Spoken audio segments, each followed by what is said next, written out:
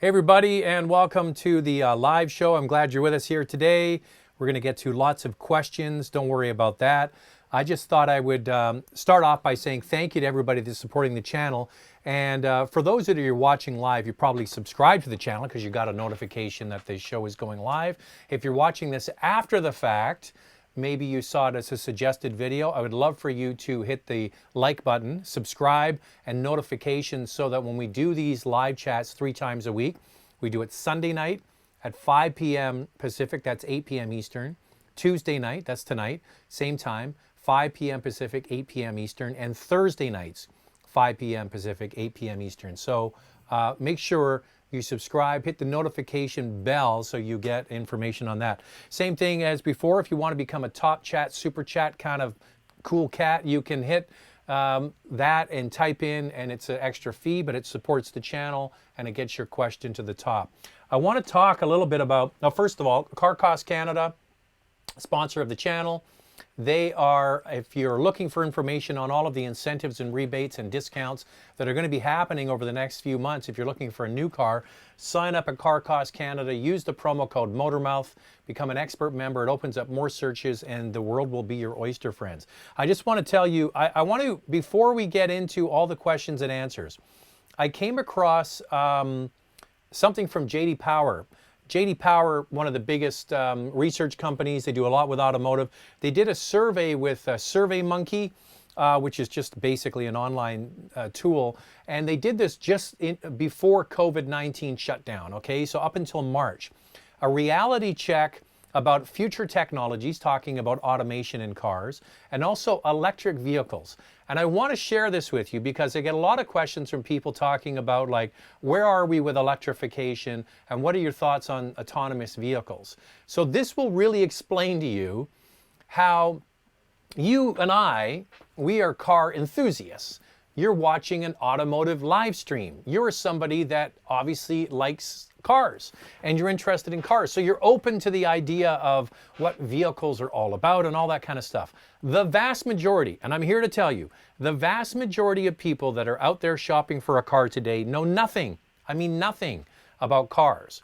So when I go through this, it'll become perfectly obvious to you that we have a real disconnect between what you and I perceive and what the public actually knows.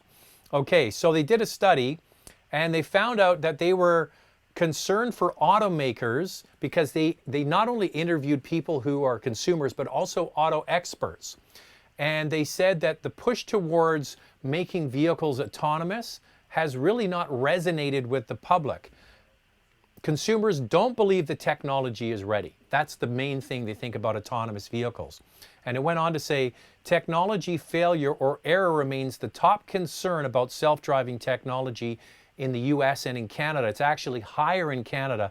75% of people in Canada don't believe it's ready for prime time, and 67% in the United States.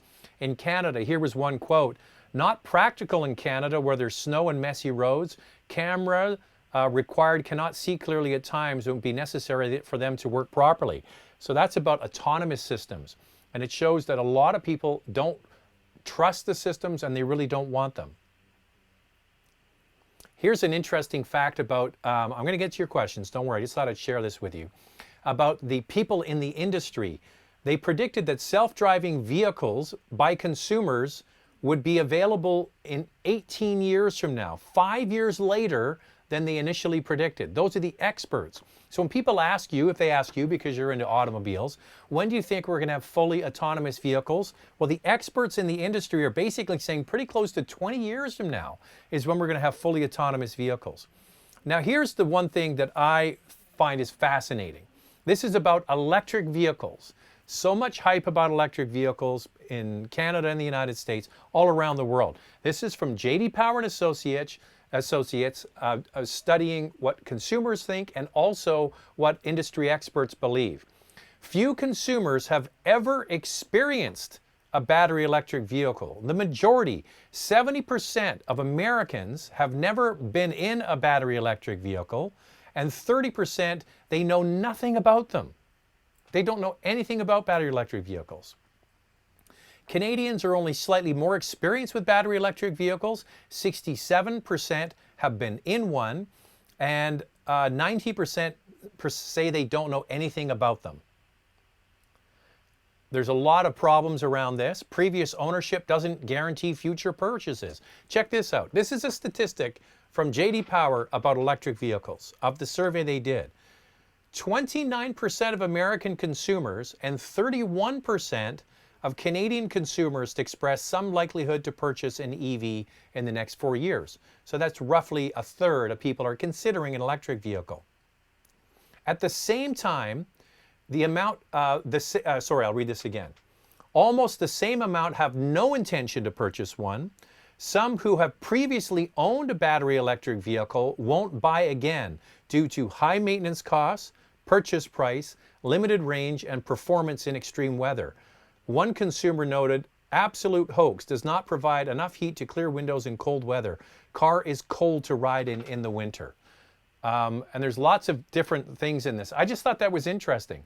So car companies are spending all of this money promoting autonomous or semi-autonomous features, but the consumer isn't asking for them.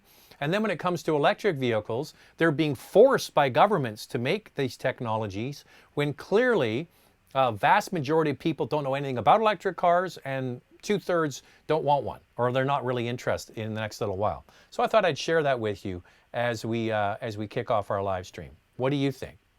All right. Lots of questions. Let's jump in.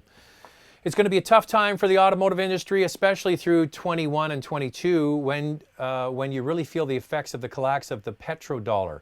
Yeah, well, I think, you know, for a country like Canada that is so closely tied with oil exports, and this is what drives me crazy about these pipeline protesters.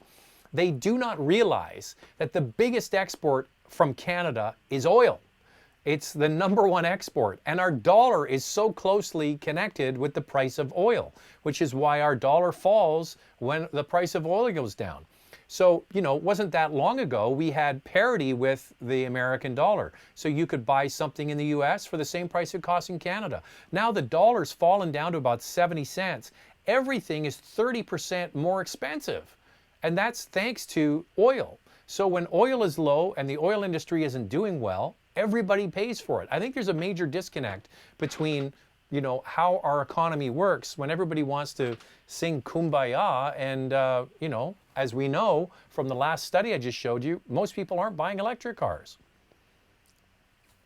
Hey, Zach, thanks for the live sessions. It gives us in-depth knowledge of the automotive industry. What do you think about ceramic paint protection? Is it worth putting on the paint? I think it all comes down to your budget. I mean, if you can afford to do it, I really didn't know that much about it. I do kind of know a little bit about it, but I went, picked up a car from Kia, and where I picked up the car is at a ceramic coating place. That's what the guy does, and he details the cars and gets it ready for people like me to drive. And I asked them about it, and then we went through the pricing, and holy crap, it's expensive. And you know, they said they've got a 2-year package, a 3-year package, a 5-year package. Very, very expensive. My thing is, if you're somebody that, like me, that washes their car and waxes their car and looks after their car in a relatively regular basis, it's probably fine, and you can save a whole lot of money. If you got money to burn and you want to do the ceramic paint protection, knock yourself out, have at it. It certainly is good technology, and it does work, but boy, it's expensive.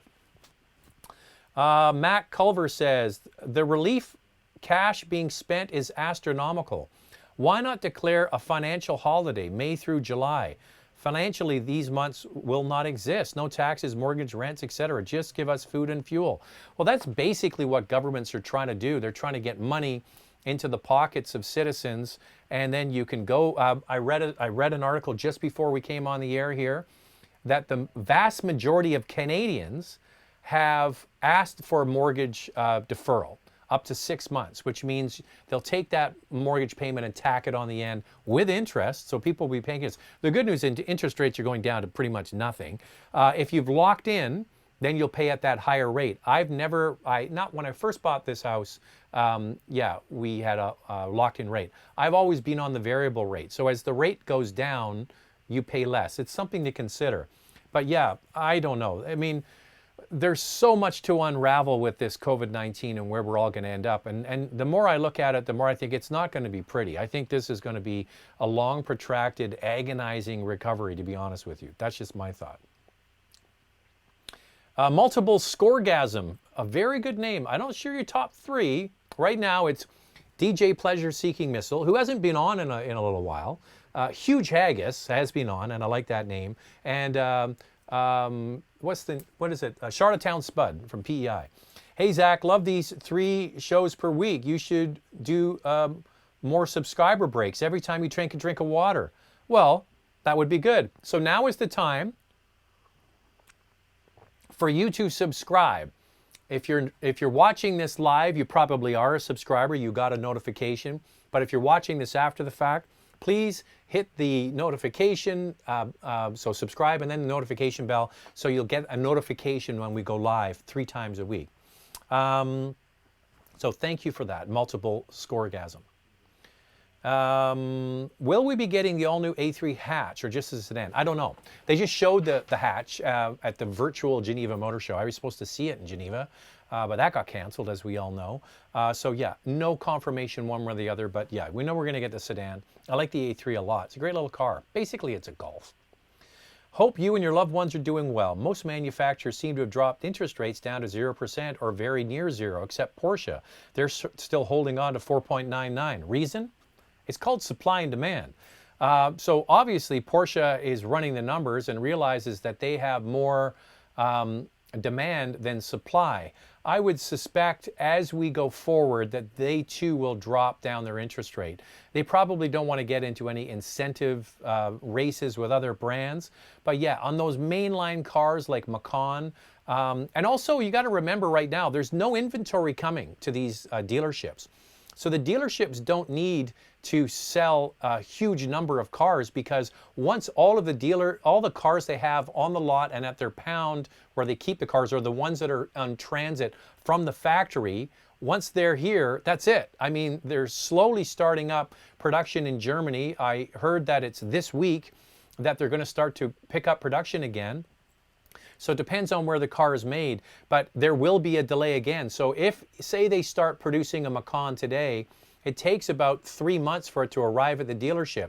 So in those, 6 weeks where there's no cars being shipped, they don't need to. If there's more demand for the cars than there is supply, once the supply comes online and they need to gin sales and get those vehicles moving, then you might start to see the prices come down. But it obviously, they're not feeling it yet. Now, brands like BMW, Mercedes, Audi, much more aggressive with interest rates. Hey, Zach, I'm thinking about flipping out of my 17 VW GLI for the new version. Is it a big improvement? I think so. I think it is. The previous one you had, that's a nice car too. I mean, try it. There's no rush. You can go and take it for a drive and see what you think. But I think it's got a lot of content for the price. And the fact it's got the independent rear suspension, it's got more power than the one you have. Yeah, it's a nice car. I saw one today. It's funny you mentioned that. It was a guy was driving by me today in a red one. And the GLI is the only Jetta that I think looks good.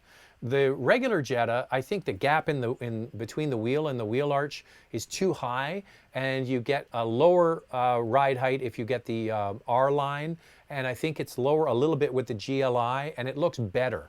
But yeah, give it a shot, but I wouldn't rush away from the car you've got. That's a very good car too. Why don't car manufacturers use screens like Samsung and LG to produce their screens? Phone screens are so much better than infotainment screens. Why not use cell phone manufacturers? I don't know, maybe they do.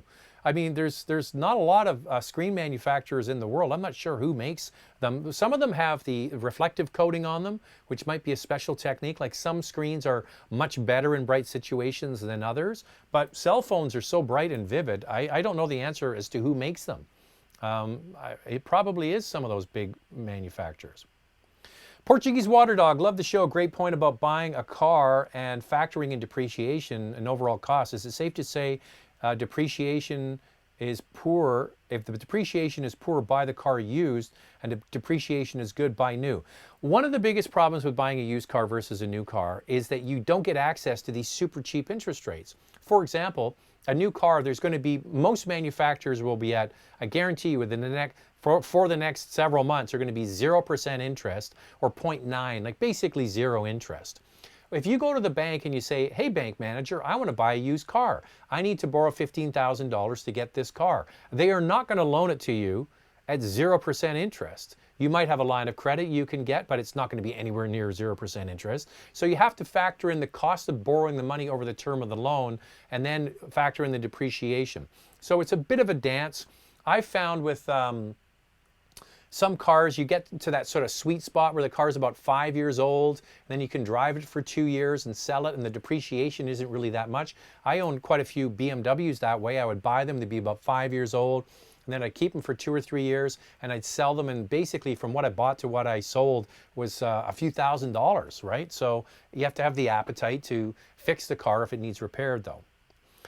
I'm currently financing a 17 WRX on 7-year term at 6% interest. It's a good time to trade the car on a new car and save the interest, as manufacturers are offering 0% rates. I would, okay, you're 3 years into a WRX. First of all, it's a cool car. 6% interest on that is pretty high. My warning to anybody about this question is I would never buy a car over 7 years. I think it's far too long. If you go to your finance arm, whoever has the car, whether it's a bank or it's, I think Subaru uses Toyota credit. That's who's their finance arm.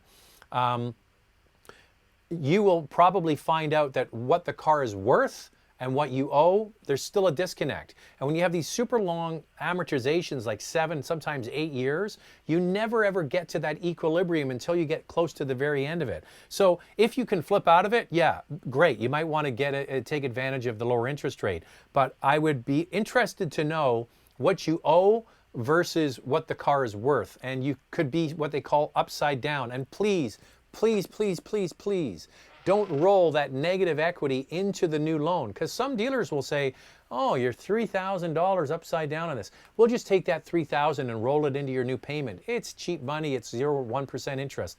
Do not do that. You have a very good car. It's a good car. You're paying higher interest rate on it. But sometimes getting a new car is an expensive way to save a few bucks every month, if you know what I mean.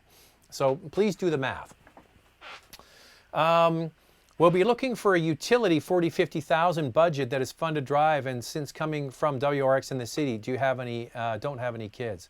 If you don't have any kids, why do you want an SUV? I mean, WRX is a cool car, drive that. I say keep your WRX. Sometimes, buying a new car to save money on your monthly payments end up costing you more. Please run the numbers. Will Infinity retreat from our market? Doug DeMero thinks so. I don't know. I'll tell you something. I tell you something. The way that car companies get in and out of trouble is through product, okay? So what Infinity needs are 3 things: product, product, product. And over on the Nissan side, I have this week the new Nissan Sentra. In my opinion, it was like the forgotten nameplate.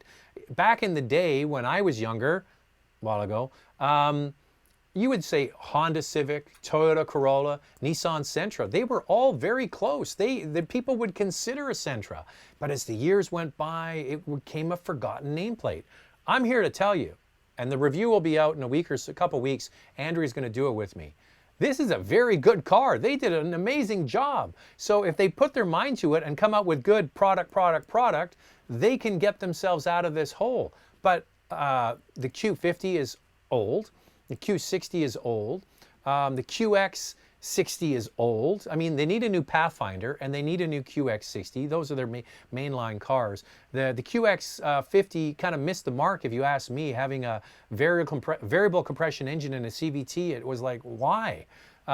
So they could go away, but I would be hopeful that they're going to invest in the product line.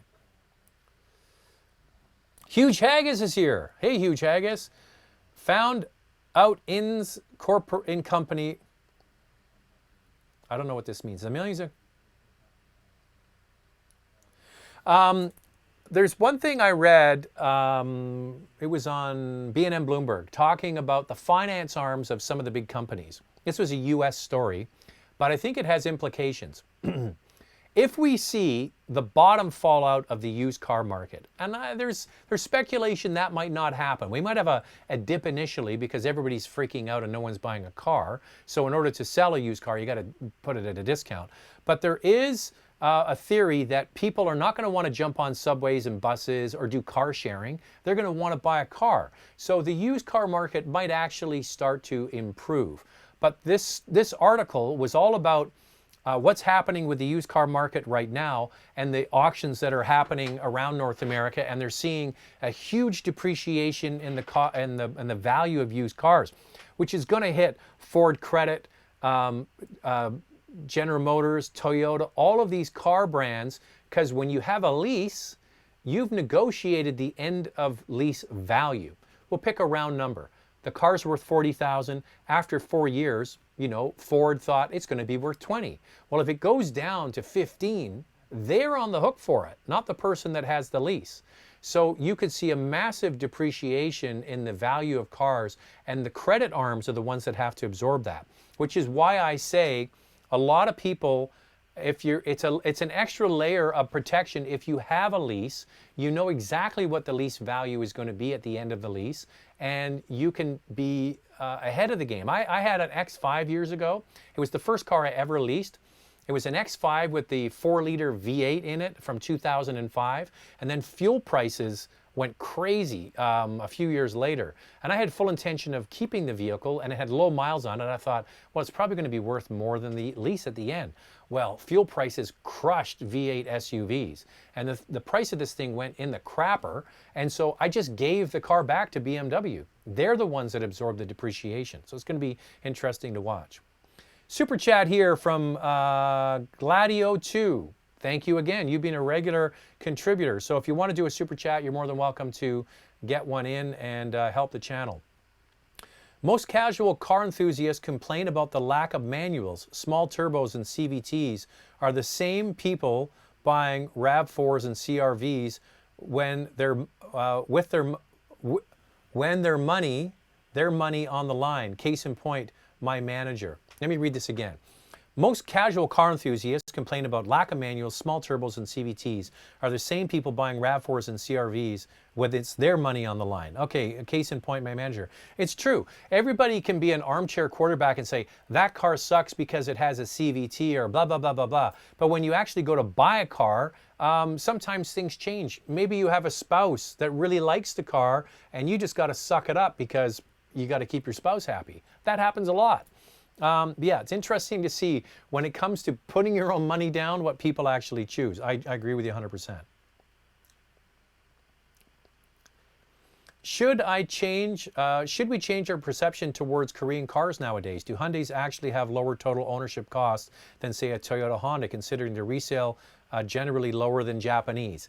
I would say they're not at the same level as Toyota yet, but we might get there eventually, and it's certainly going to happen when we have a lot of awards being given out to the Korean manufacturers, hitting the very highest scores when it comes to quality from J.D. Power, and also their initial quality and their dependability study. And you see that from Korean cars. Hyundai, Kia, and Genesis are right at the very top of their respective classes, and they win all kinds of awards. The Telluride won World Car of the Year. So it takes a long time to build up residual value, which is what we were talking about with leases.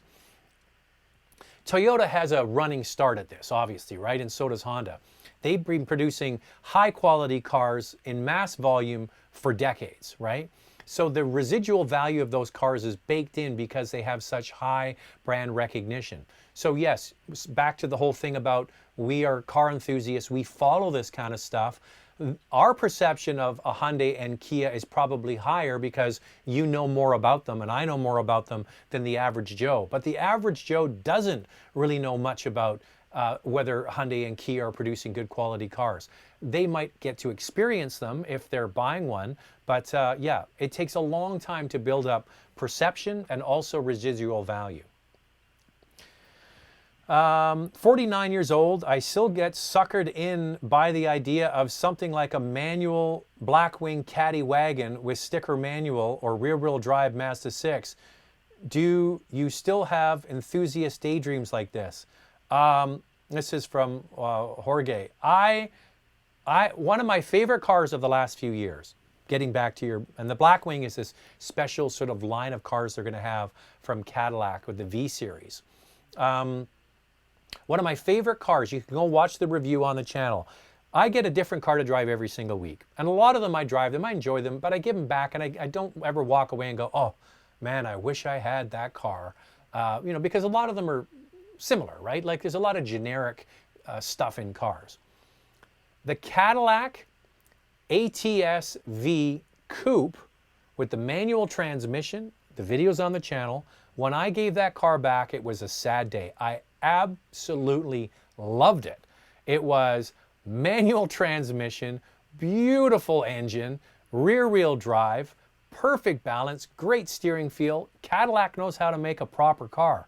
And yeah, so I'm with you. I still like the idea of owning a car like that. But then you have to relive with your spouse. My wife doesn't drive a manual. I mean, I had two air-cooled 911s, and I was the only one that drove them. It was great for me, but it was a lot of money tied up in a car that I only drove. So a lot of these things are based on family budgets, right?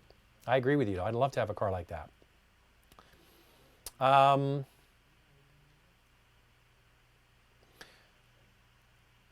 Hey, Zach, I know you are a car guy, but what's your second love, hockey or football?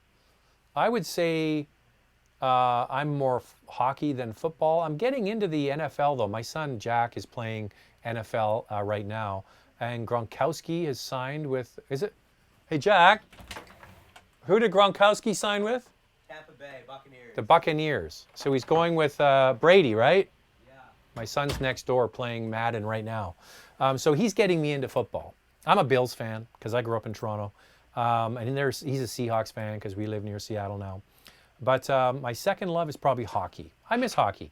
I can't believe, I'm surprised. There's no sports on TV. The PGA should get their act together and they should have golf tournaments and challenges with social distancing. I mean, there's only 2 or 4 guys playing at one time. They should have golf on TV all day. People would watch. There's nothing else to watch. It's like watching paint dry. Well, golf can be like that, but at least there'd be something to watch.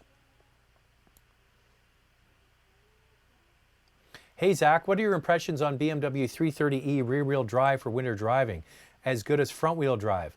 Mike, I don't know if it would be as good as front-wheel drive, but here's the thing is, if you invest in a good set of winter tires, you will probably be fine. You've got to remember that modern cars now have traction and stability control. They've got all the electronic aids that I never had growing up in Toronto, driving big American cars that were rear-wheel drive, and most people in those days didn't even buy winter tires, or we called them snowies. So what I would suggest is that if you invest in a good set of winter tires and drive using your brain, you will be just fine. I think, yeah, you shouldn't have an issue. It's not going to be maybe like a front-wheel drive car, but yeah, we'd be pretty good. Did live sessions time change? It's showing live in 3 hours. It shouldn't be. I apologize. I do a preset on here when I start. Other than the badge, is there a compelling reason to buy the Lexus ES over a loaded Camry? And can a front-wheel drive car be classified as luxury? Well, the loaded Camry and the ES are not direct competitors. It's the Avalon and the ES are the same car, okay? And if you haven't driven the new Avalon, it is really good. They did a fantastic job on the Avalon. And now, the Avalon is available with all-wheel drive, but only with the 2.5 liter 4-cylinder, okay? Not with the 6-cylinder. So that's something to consider. But I wouldn't compare a Camry and an ES. And can it be a luxury car? Yeah, I think it can. There's no problem with that. 31 years old, have a 2020 Range Rover Velar, purchasing a Boxster 13 or 14. Any advice? Will only be occasionally driven. Live in Toronto. 131 kilometer Boxster S 14 versus 45 kilometer base. Okay, you're going right up my alley here because if you're not aware, I owned two Carreras. I had a Carrera 4S and I had a Carrera 2S. They were the last of the air-cooled, the 993. Love them. But as I mentioned just a moment ago, it was a complete toy that I drove about 1,000 kilometers a year, and I was the only one that drove it. And my wife said, why don't we get a car we can both drive, and we'll actually use it like a second or third car. The car I will buy is exactly what you're talking about here. I will buy a 2013 to 2016 Boxster S. That's the last of the flat six. Base and S models. With the S, you get more horsepower, and I think that I would not buy the 45 kilometer base model. I don't think you should. I think you should save some more money or keep an eye out for a lower mileage Boxster S. 131,000 kilometers, excuse me, is getting pretty high. There are so many low mile cars like these that sit in garages and only get driven a few thousand kilometers a year. So my advice is Boxster S, keep an eye out for one and see what you can do. I don't think you'd be happy with the base. I wouldn't be. And manual or PDK, it's a great car. That's going to be in my future. Good evening, Zach. On average, how many kilometers do you put on your car? How many kilometers do you have on your Cayenne right now?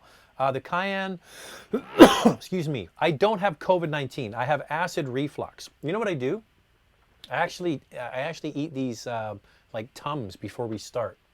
So that's what it is. Because when I get talking and projecting my voice, it tickles the back of my throat. So sorry about that. While I'm having a sip of water, this is a chance for you to subscribe to the channel. So appreciate that. If you would subscribe. Okay, back to the question. How many kilometers do you have in your Cayenne? Cayenne just came back from service last week. It had its second update on the diesel, the TDI, and it drives beautifully. It is so good. It's right back to pretty close to what it was when the car was originally built. So if you're not aware, Volkswagen are you all aware of the Dieselgate situation? So I have a Cayenne diesel. They did a software update to make it legal, compliant for emissions. It wasn't 100% for us. We were quite happy with it. I was quite happy with it. But they did a second software update to it that we just completed last week, and it made a huge difference. It drives absolutely beautifully. So our car, we do about 8,000 kilometers a year. Now, if you don't know the city of Vancouver, they have the east side, the west side. I live on the west side of Vancouver, right near the heart of the city. It's sort of one of the, I live, put it this way. If you were to, I can walk from and I live in the first residential neighborhood outside the downtown core, like in a house. I can walk from my house down to Rogers Arena to watch a hockey game in about 25 minutes. Walk. Yeah, we don't drive that far, but we drive it pretty much every day. Hey, this is from Delta Echo Echo doing a super chat. Hey, I'll make sure to give Zach super chat, even at $5 to get your question answered. Don't be a cheapskate. Delta Echo Echo, I appreciate that. It's good to have friends. I appreciate it. So if you want to get a question, you urgently need it, do the super chat. Appreciate it. Paul says, we're going backwards in time here. What do you think about the new Defender? The Defender to me that's not a Defender. It's just another of their utilities. I don't get it. I hear people going crazy for the new Defender. I look at it and I just like, it's not a Defender. A Defender is like a G-Wagon. It's a body-on-frame truck. You know, Mercedes-Benz didn't neuter the G-Wagon. They improved it. Why didn't Range Rover do that? Hey, Zach, which electric SUV would you recommend between Audi e-tron, Tesla Model X, or Jaguar I-Pace? Raul, you ask the same question every week, and I give you the same answer every week. Same question. I love you're here, man. I appreciate it. I love you. But come on, come up with a different question. Hey, Zach, what do you think of taking our German car to an independent mechanic? Have you done it? I am a big believer in finding a very good independent mechanic that specializes in a brand. I know where I live in Vancouver, there are specialty BMW and Mercedes mechanics. You'll find them for most brands. I actually strongly recommend you find a good independent mechanic. If the car's out of warranty, plus your annual service, you don't have to have done it at any dealership. Now here's a news flash for anybody. Whether you own a Honda, a Nissan, a Porsche, an Audi, whatever it is, you do not need to take your car to the dealership to get it serviced. Now you can. The only thing you need to do is whatever the maintenance schedule is for your car, for the book, the Bible of the car. Make sure that the independent mechanic does what's stipulated in the book and you have a record to show it. You don't want to get to the dealer for a warranty repair and they say, well, you didn't maintain the car properly. You have to have proof that you did maintain the car to their specifications by a mechanic. So yeah, I have no problem saying, and here's the other thing is, ask around. If you see somebody at a gas station, say, hey, where do you get your car serviced? You know, well, I go to the dealer. Or I got a great guy. You know, find out, ask some questions, look around. Hey, the internet is here. You can also say independent BMW mechanics and see what other people think. Give it a shot. Hey, I know you fly a lot. Have you ever had a scare on a plane? When do you think for a brief moment that this may be the end? No, it's interesting. I was reading an article about, you know, some of the nonsense that gets thrown out there online about climate change. And I read this article that said extreme air turbulence is up and it's going to be a commonplace for more extreme air turbulence. And I wrote on, this is a Facebook article that I read. It was like from The Guardian. What a shock that they're going on about climate change. And I said, I fly almost 300,000 miles a year. And first of all, turbulence, extreme turbulence is very rare, like very rare. And it's not on the increase. So, and that's from my backside, sitting in the seat. Airlines are so good at figuring out where they need to be in the jet stream or what elevation they need to be at.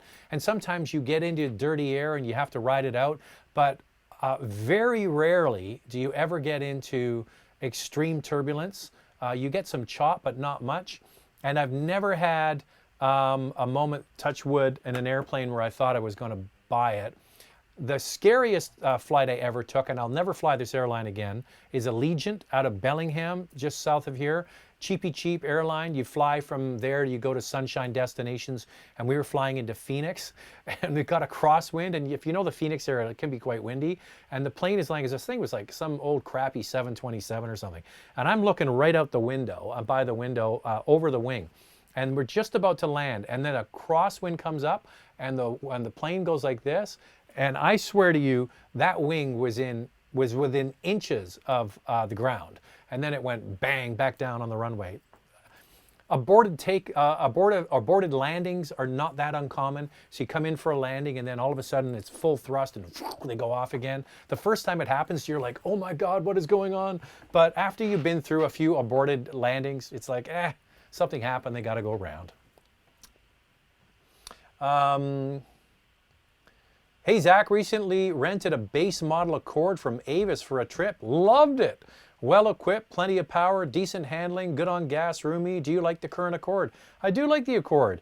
I think that a lot of people gave the current Accord a bad rap. They didn't like the grille at the front, the swoop back. It looks like a bit of like an Audi A7 from the side and the rear. I think it's a nice car. It's got the 1.5 liter turbo. It's a good car. Yeah, I have no problem with the Accord. The Accord has always been in the good handling category, and I think that's one of the main attributes of the car is it does handle particularly well. I have no problem with the car. Hey Zach, my sister is interested in getting a new car and we need your help. What is best? She is 5'6". She typically goes to the U.S. and to Ottawa monthly. I'm legally blind and we have a dog. Well, that's good. I'm glad you're asking a question here and I appreciate that. So, so my sister's interested in getting a new car. She's 5'6". She goes to the U.S. and Ottawa monthly. I'm legally blind and we will have a dog. Okay. A brand that is always very popular with women who are not tall and they like good outward visibility, and it's a big issue for a lot of women. I hear this all the time. Big windows. I want to be able to see out of the big windows for parking, and especially for shorter drivers, they can jack that seat up and see well out of everywhere. I suggest, I don't know what your budget is, Stephen, but I would suggest that she have a look at a Subaru. Now, whether it's the Crosstrek or a Forester. Now, if she can try a Subaru Forester and can manage the price of that, it would be a good place to go, because it would be perfect for putting a dog in the back.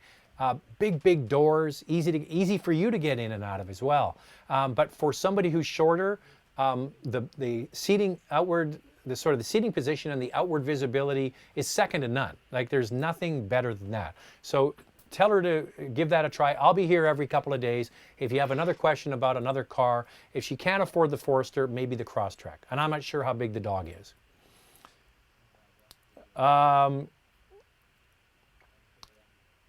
Somebody has come up with a combination of names to try and get on my list of favorite names.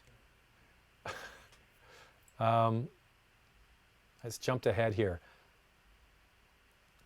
Huge haggis seeking missile. That's quite clever. I think that's good.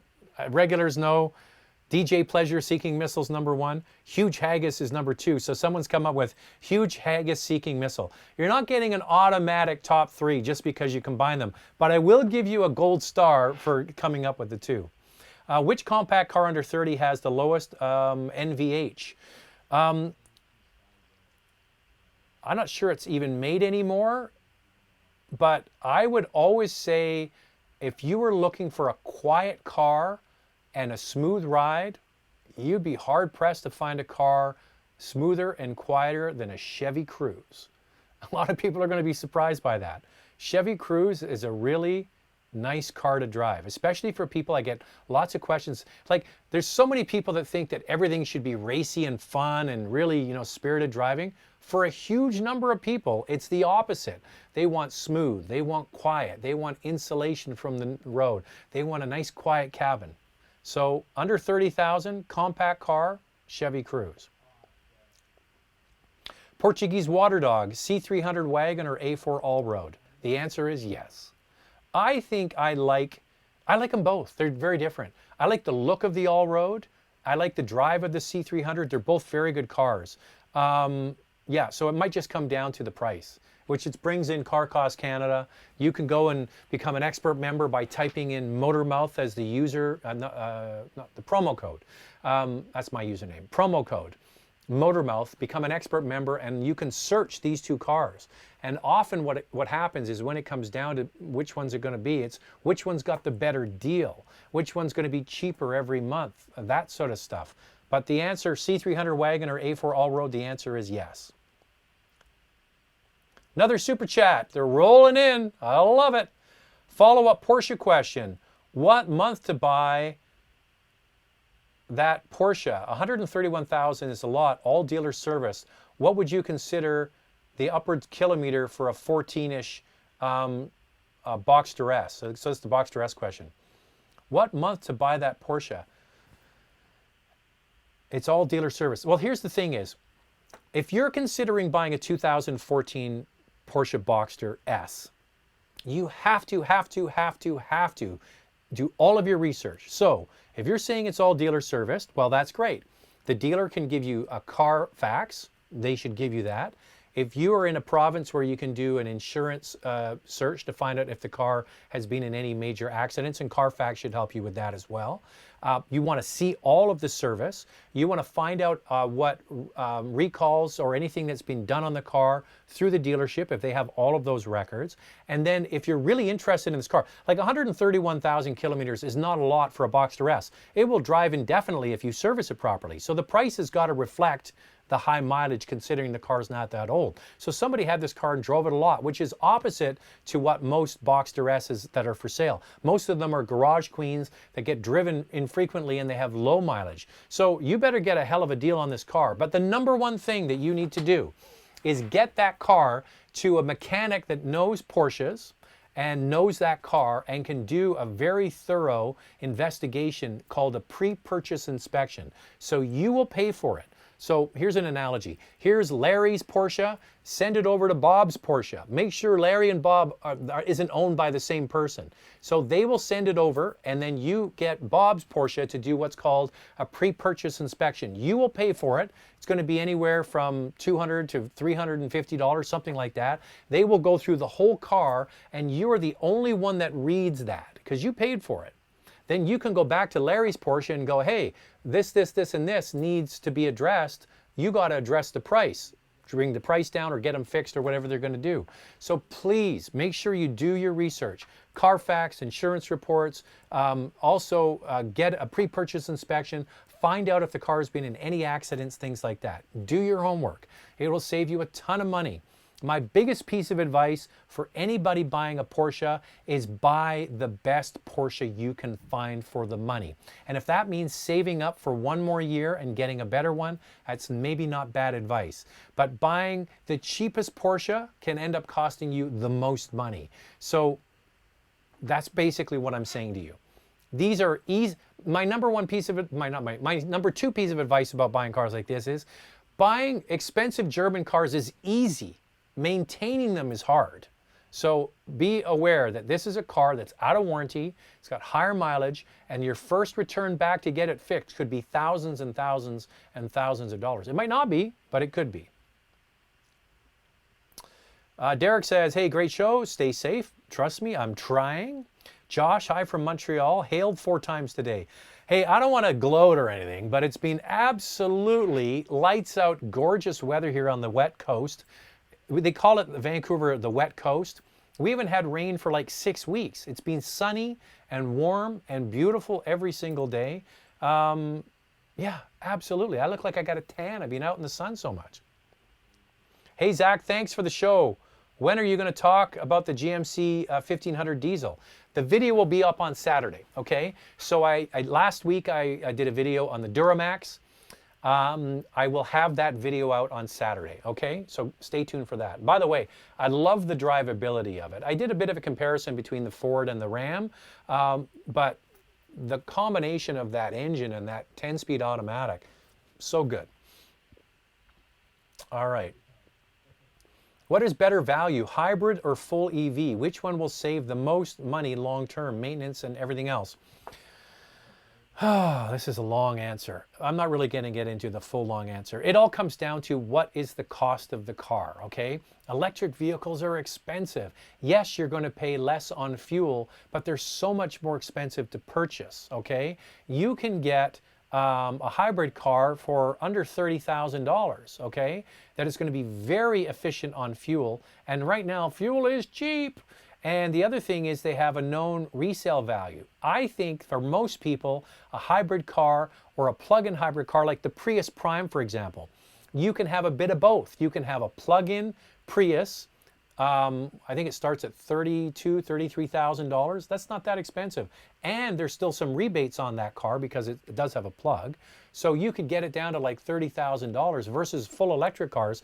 The cheapest full electric cars in Canada are around $45,000. So a lot more money. So my advice is a hybrid and an inexpensive plug-in like a Prius Prime. Here in Saskatchewan, license plate is required only on the rear of the car. Why do other provinces insist on having plates on the front? It spoils the look. I don't know. There's a lot of stupid laws, but yeah. Other provinces don't require it. So where are you? Saskatchewan, province of Alberta, province of Quebec. And I think there's one other in there too. Hey, Zach, keep up the good work. I noticed you've given the plaid a break after someone made a comment a few episodes ago. I guess you own some non-plaid shirts. After all, stay healthy. Yeah, I do own a lot of plaid shirts, but I guarantee you, if you're a dude and you go into your closet, there's a lot of plaid in your closet too. You go shopping. I said to my wife, you know, you want to go and buy a short sleeve shirt for the summertime. They're almost all plaid. Hey, Zach, your show is great excuse to have a beer and enjoy. When do you think the horsepower contest will stop? Getting close to race car numbers now. Well, that is true. But when you add in electrification, there really will be no limit to what they're going to be able to do with cars. Because when you combine the electric and the gas together and put them, it's, you know, you can have huge numbers. Yeah, I don't know. It seems to be, there seems to be a big appetite for it. And horsepower sells cars, like big numbers sell. And a lot of car companies are coming to realize, hey, if we're going to come with a plug-in hybrid car, let's make it the performance model. Let's make it the most sexy model. Porsche's figured that out. They've made their plug-in hybrids their most expensive models because you get the most power from them. So I think that's what we're going to see, is more of that because of electrification. Is the seating position of the Lexus GX or the 4Runner much higher than the RX? Off the top of my head, I would say yes. You'd have to probably check it out. But you've got to remember, you have a body-on-frame design, right? So you have the ladder frame, and then they stick the body on top. Where with a unibody car, the frame and the body is all built as one. So often the seats are lower. So underneath the floor of the GX and the 4Runner is still a frame. So that would pretty much dictate that the floor is higher. And then you've got the travel of the suspension, the more off-road capable vehicles. It would be pretty easy to find out. Go into a Lexus dealer and try it out. But off the top of my head, I would say yes. Oh, hey, look who's here. DJ Pleasure Seeking Missile. Just chiming in, Zach, want to let you know my wife has a 19 Mazda 3 hatch and she loves it. I drive a Golf and we think these are the best cars in their respective classes. Thanks and stay safe. Well, there you go, DJ Pleasure Seeking Missile. Glad you're here. The comments, I mean, I do a lot of videos. The comments on the Mazda 3 video that I put up on Saturday morning, there's a lot of them. Like, people really are chiming in about this car. So DJ's wife, no wonder she's married to him. He's got a pleasure-seeking missile. So I think it's a great car. The question I was asking in the video is, why isn't it selling as well? I think it is a good car. But I think for me personally, if I was deciding between a Mazda 3 and a Golf, I think I'd go Golf as well. Thoughts on tinting your windows? Well, it all comes down to laws.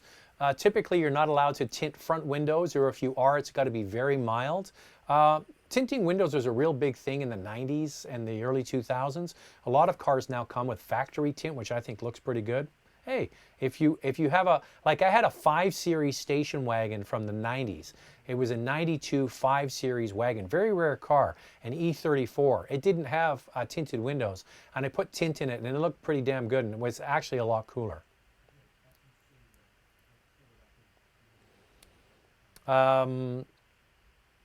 Have you heard about Aston Martin reliability? Seems like they'd be one of the more reliable exotic brands due to part sharings with Volvo, Ford, etc.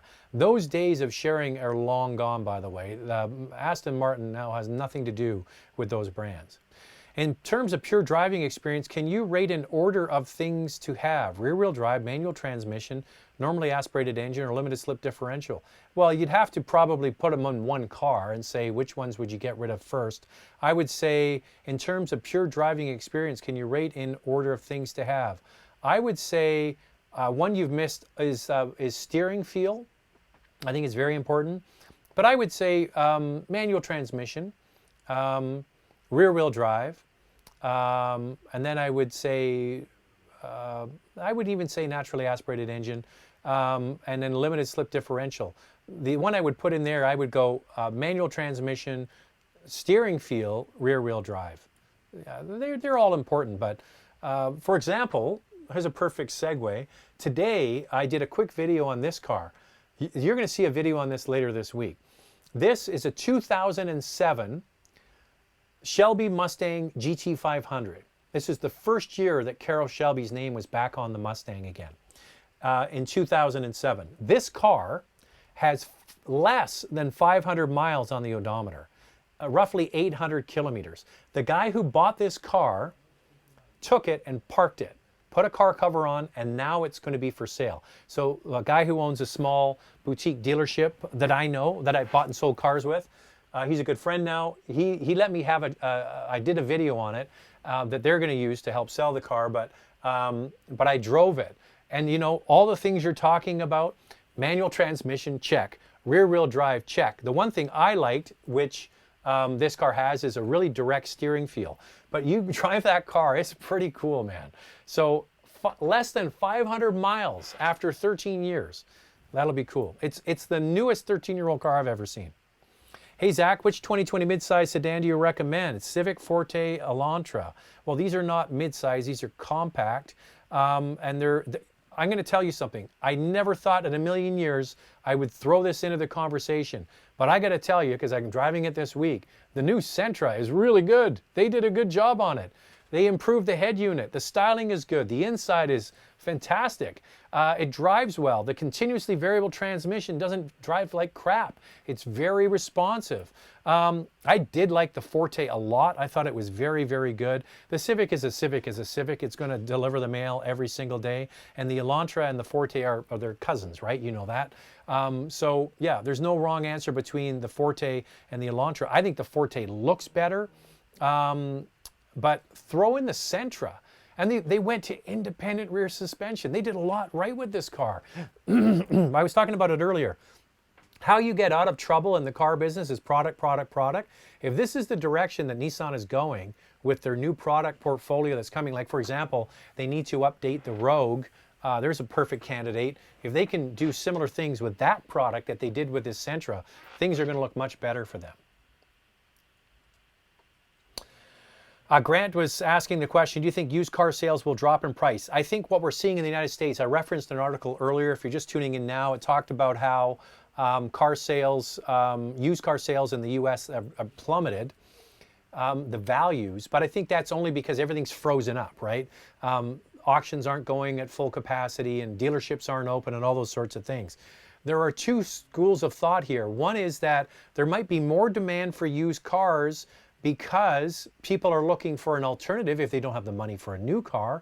And some people are not going to want to get on a subway or a bus in a big hurry and not be around big groups of people. And maybe they've been on the fence and said, you know, I'm sick and tired of transit. I might get a car. So we might see some sales of used cars. It's going to be interesting to watch. I would say there's probably greater downside than upside, especially if new cars become so incentivized, it might affect used car sales. Hey, Zach, do you understand why Honda does not insulate their vehicles? I have a 19 Civic and the road noise on the highway is horrible. Well, if you think that is bad, you should try some of the older Honda Civics before yours. They were so bad. I always used to drive them and I used to think, like, why are these cars so noisy? It seems to be an inherent problem with Honda vehicles. They don't invest in insulation where some brands do a really, really good job. So I would say, I hear what you're saying, but it's not as bad as it used to be. The Honda Civics up until what we were to be around 2012 or so, terrible, terrible, terrible. And the Acura, one of my favorite Acuras of all time is the Acura TSX. Great car. The European Honda Accord with the manual transmission, the 200 horsepower engine. Beautiful car. But man, was it noisy, especially on the highway. So I understand what you're saying. Hey, Zach, all locked up in Toronto. Can you try getting a Seltos EX review? I will get one as soon as I can. Here, I'll give you an update on what happened with Kia. Kia was one of the brands that still had press vehicles for people like me to drive. We had the Niro electric EV. That video will be coming up soon.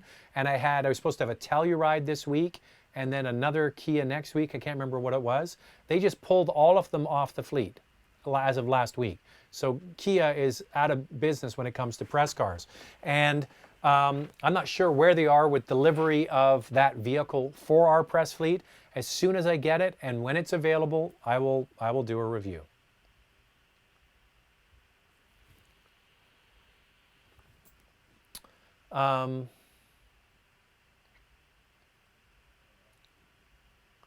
Thoughts on the first WRX they brought to Canada? I'm trying to remember what year that was. Some of the early WRXs were not very pretty. But yeah, I think the WRX is a cool car. It's a cool brand that they've left on the vine way too long. Like they've obviously invested in their mainline cars, the ones that sell. you know, like the Forester and the Outback and the Crosstrek and all that kind of stuff. But I wish they would bring an updated WRX. It certainly needs it. It feels old when you drive it. On the first one, I'd have to look up which one was the first one again. Steve Parsons, no, we never worked together. I live in London, Ontario now. That Airbnb is dead. How is condo market in Vancouver? Love your show. Yeah, there's a guy I work with here in Vancouver in the radio business called Steve Parsons. I thought maybe that was you. The condo market, well, there's a blog I read called The Greater Fool, and talking about condos, and thinks that condo market's going to be in real trouble. I don't know about that. Who knows? And here's the thing is, if you read articles online about what's going to happen post-COVID, it's all just made up crap because no one knows what's going to happen. If this is a 100-meter dash, we're at the first 5 meters. We got a long way to go to get out of this. This is like a bad movie that doesn't seem to want to end. So we are just getting through this. So anybody that tells you that they know what real estate is going to be like, what car sales are going to be like, what the stock market's going to be like, blah, blah, blah, blah, blah, with a job, they don't know. Nobody knows. When have we done this before? I don't know. I just think it's, I don't know. It's scary as hell, to be honest with you. Michelle Lemieux, asking for a friend with a 17 Honda CR-V EXL on lease with fewer than 20,000 kilometer. Dealer called today and asked him to trade for a 2020. Doesn't look like much difference. Worth the hassle. I don't know. I don't know what so you've got a lease. So what's happening is you probably have a vehicle that they know they can sell used and make some money on, right? So they'll roll you into, your friend will roll into the new lease for roughly the same payment, and you'll just continue down the road, but you'll have a newer car. Not really going to be much different. There have been some incremental changes for 2020. They did some minor tweaks to it. We're really waiting for a whole new updated CR-V, which probably would be my advice. Just drive the one you've got now, or your friend's driving right now, and wait for a full refresh to come, which will be coming. New RAV4 is out. There'll be a new Rogue coming and all sorts of other compact utilities. But no, it's not worth trading. What they're wanting to do is they're like, there's somebody out there with only 20,000 kilometers on a 3-year-old car. Hey, we'll take that in and we'll put a big lift on it and make some money. So unless they're willing to negotiate with you to put some of that equity towards the next vehicle as a down payment. So my advice is wait. There's no rush to get out of it. What I don't know in your question is how much longer is left in your lease.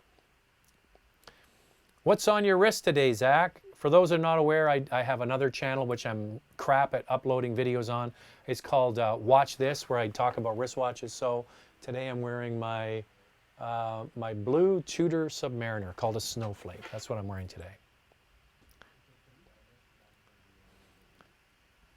This is from James. Andrea provides a good objective opinion on your videos. Well, she'll like to hear that. So Andrea, my wife, does videos with me, and I think she's a great asset. My wife, I've never really given a background on Andrea. Andrea, like me, started in radio years ago. That's where I met her. If you live in the Vancouver area, we met at Z95. I was on the air as a disc jockey, and she was in the promotions marketing department. I remember the polka dot dress she was wearing when I met her. And yeah, and she then went and worked for Rock 101.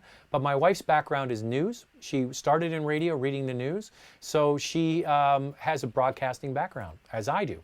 So when you see her doing the videos, she knows how to, you know, broadcast and to do it. So I think it is a great asset. She's obviously been around me enough for all these years that she's picked up a lot of car knowledge too. It's interesting because a lot of the women in the neighborhood, like friends of ours, they ask my wife for car advice, and then she tells me, and it's always spot on. She's got great advice. Have you ever heard about the new Nissan 400Z or Z? I heard there is something coming, but I don't know anything more about it.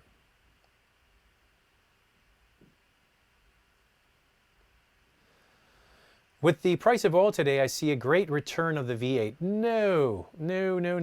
You got to remember that cars, as I mentioned last week, are not built for you and me. They're built for government regulations. And because of fuel economy regulations, it's all about fuel economy. I don't think there's going to be a big rush back to V8s. Now, if someone's choosing a pickup truck between, say, an EcoBoost V6 in a Ford or getting the 5-liter V8, hey, some might get the 5-liter. What's with the new Audi grills? You could easily replace the Audi badge with Hyundai with that front design. I don't know. I mean, is Hyundai copying Audi or the other way around? Is it more expensive to lease rather than buying? Love your channel. Love it. 3 times a week, and I subscribe. Okay, I give you the Coles notes on leasing. I'm a big fan, especially if you're leasing a premium car. I talked about it earlier. If you're just joining me now, you might not be aware, is that there's an article I read on BNM Bloomberg about these captive finance arms for like General Motors and Ford and so on might have to absorb huge losses because the value of the lease of the car is worth less than the agreed upon amount. So the round numbers again, you're going to buy a car for 40 and the buyout was supposed to be 20 and now it's worth 15. Well, those finance arms, whether it's Ford Credit or Honda or whomever, they have to absorb that, okay? They have to absorb that $5,000 loss. Now multiply that by hundreds of thousands of cars. So that's one advantage to leasing over buying. You have a fixed amount that the vehicle is every month. You know exactly what the buyout is going to be at the end of that term. There's also accelerated depreciation. Say you bought a car for $40,000 and you drive it for 2 months, car's 2 months old. Bam, someone hits you at an intersection. And the repair is $15,000. The insurance company decides to repair the car, but now the car has what's called a $15,000 declaration on it. Who's going to pay you top dollar for a car that's been in a $15,000 wreck? So the value of that car is now lower.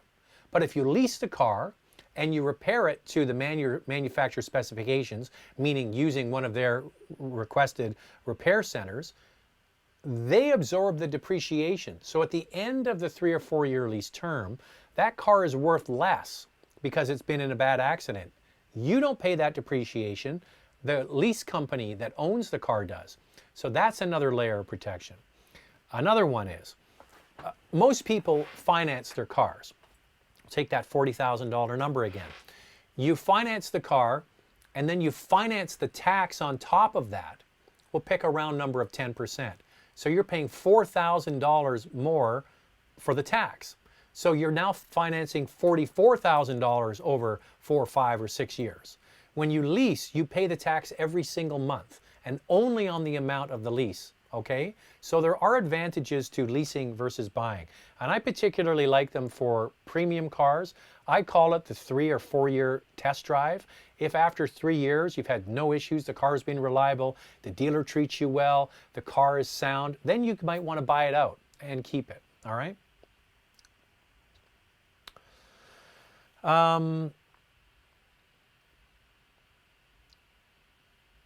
Hey Zach, greetings from Manitoba. In terms of reliability, is the GMC Terrain better than the Audi Q3? Thanks. Stay safe and healthy, everyone. I don't know the exact numbers on that. I would suggest that they're probably going to be fairly close. The Terrain is actually, like the Equinox, actually a very reliable car, and a lot of people don't know that. And I have talked about that many, many times, is that they have a lot of very reliable cars and they don't get a lot of credit for it. So I would say that the Terrain, like its Chevy counterpart, will be quite good. But I would say an Audi Q3 wouldn't be that bad either. I had a super chat pop up here and it disappeared again, so I'm going to go back. This is Michelle again. Oh, it's the same question about the CRV. Okay.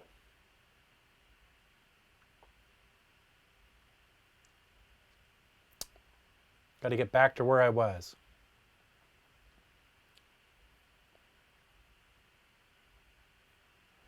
A lot of questions in here.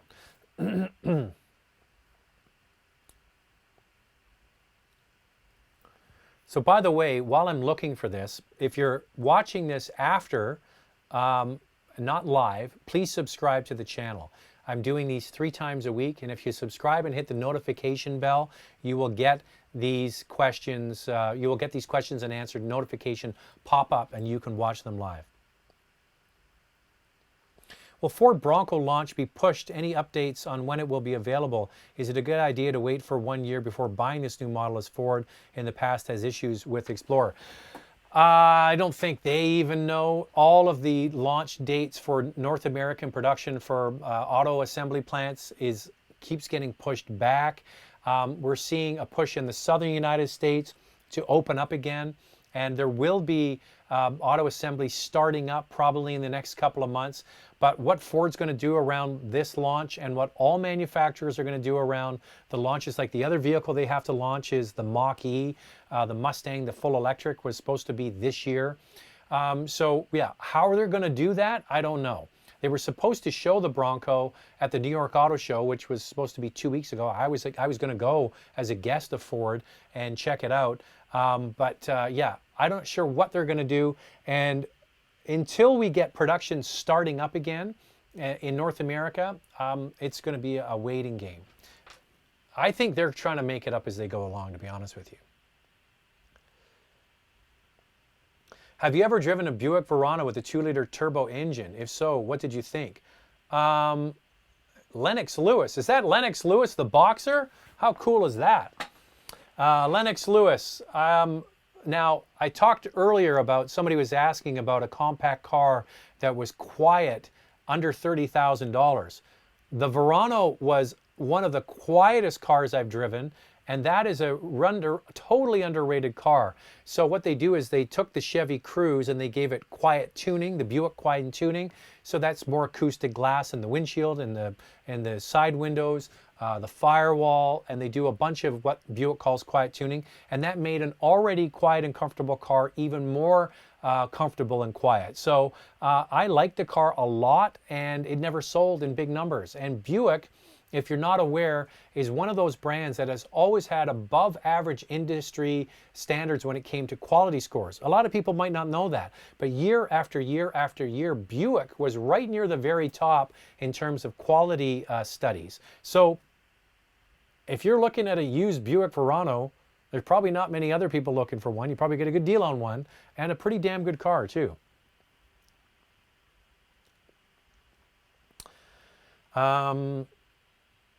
Hey, big fan, thinking about a 16 Honda Civic or SI. What other cars would you recommend in the same price range that would offer the same reliability and fun factor? Well, I would throw in for roughly $30,000. A Civic SI is a great choice. I would look at the base model GTI. I would also look at the Veloster N. The Veloster GT N line is a fun car. And what's Kia's the Forte 5 GT is another car that you could certainly have a lot of fun in. But the SI is a real nice car. I think it's obviously you're driving manual transmission because that's the only way it's sold. Yeah, a really good car. There's only one issue that I ever hear about that car is what is called rev hang, is when you drive a manual transmission, you go on the throttle, then you put the clutch in, and then you change gears. Usually the revs go and then they drop down. With that engine, it's called rev hang. It hangs up. So you put the clutch in, you lift off the throttle, and it still goes, it doesn't drop down. So the revs hang up. I noticed it. I didn't think it was a deal breaker, to be honest with you, but I would also say that you might want to consider a GTI.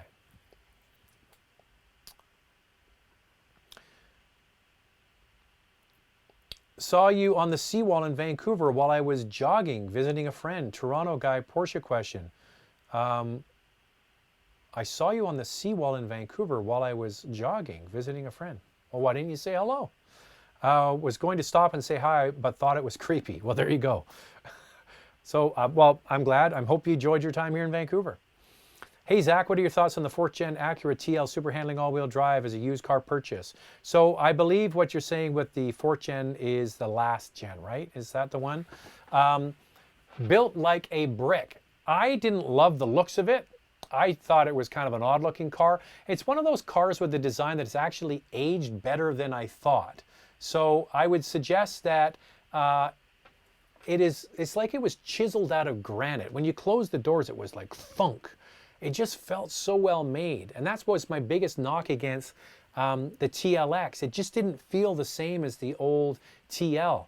I got no problem with that, with the 3.5 liter super handling all-wheel drive. Great car. So yeah, do your research, make sure you can get it inspected, all the things I always say about buying a used car, but I really did enjoy it. So yeah, you got to find one that's the right price with the right miles and stuff on it. I'm going to do 1 or 2 more questions, then I'm going to go and eat. I'll go to the bottom. Start at the bottom this time. Have your kids started driving yet? Have you bought them a car yet? No. I've got a 17-year-old. He's going to be 18 in September. I couldn't pay him to go and get his license. Kids these days, they're just not interested.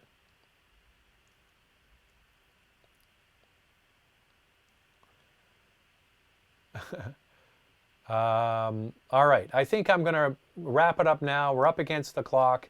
If I didn't get to your question, don't worry. I read them all, and I am going to be back again on Thursday. So if you missed it, jump back in then. If you haven't subscribed to the channel, please do, and go to Car Cost Canada, use the promo code MotorMouth and become an expert member. That's all the time we have for today. Thanks to everybody, and we'll see you in a couple of sleeps, all right? Take care. Be safe, everyone.